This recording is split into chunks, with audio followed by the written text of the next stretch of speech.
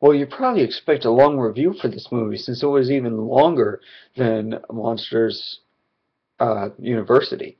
But it's actually going to have a sort of shorter review because there's actually not all too much to say about it. This movie actually felt like it was over faster than Monsters University did. The intro is starting up the story in the way of a time passing montage. You skip to Gary, or Jerry, spelled with a G, that's why it's kind of confusing, and his kids.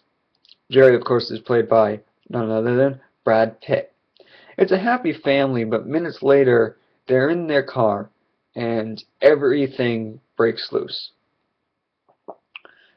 I mean, for one thing, a cop comes riding by on a motorcycle and takes out the driver's front mirror. It's weird a few minutes later as the humans become possessed already, and I'm like, what's the deal here? Well, minutes later, things get crazy in a New Jersey supermarket. This movie is moving very fast.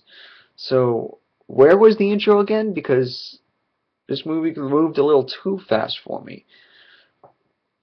Well, the story moves forward without it and starts in a chase sequence with the infected humans that ends in a helicopter rescue of Pitt and his family. Or if you want me to call him that, I will call him Jerry. Uh, the picture quality for this was really stunning, I must say. Even with the 3D, it was sharp. It was immaculate. I was like, I can't believe this. So good job on that. The 3D did seem a little flat, though. Anyway, they end up telling Jerry the president is dead, with the VP missing. Now, I thought, does that mean he's going to play a role with the government somehow? Um, I don't think so. Sound quality is lacking in this film, especially dialogue. That wasn't so for Monsters U, because so I found that kind of interesting. And I was in one of the better theaters. But after a second, the plot continues to unfold, and the transformation story is told. That is, the story as to how these zombies, as they are now called, have come to be. But another action sequence isn't working all that well. One more thing to say. In Israel, people are being let in after being checked to make sure they're not zombies. But the zombies are, as they are now called, hear the joyous singing of the crowds, and since they are attracted by sound, and the singing is coming over a PA system, they climb the walls to start yet another action sequence. There was a lot of action in this movie, but more chasing, I should say.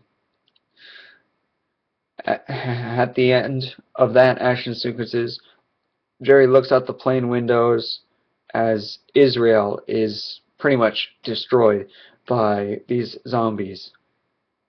And there really, as I said earlier, there really is no plot development at this point. It's just a movie with events that aren't really all that connected. It's all flight and no fight. All the same, here we go with the spoilers now, because I don't want to give away too much. Just know that the movie got a 6 out of 11 rating. It's a passing, but only just.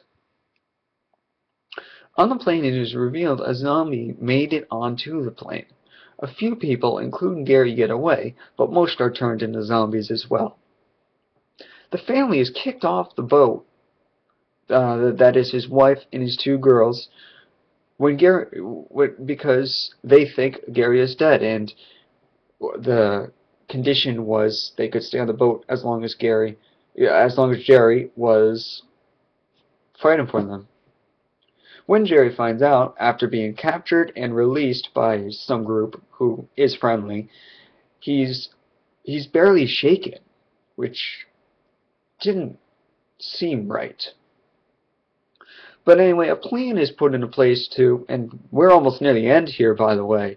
I couldn't believe it, but I looked at my clock and I was like, there's only like 30 minutes left. And that was exactly how many was left. That's how fast this was.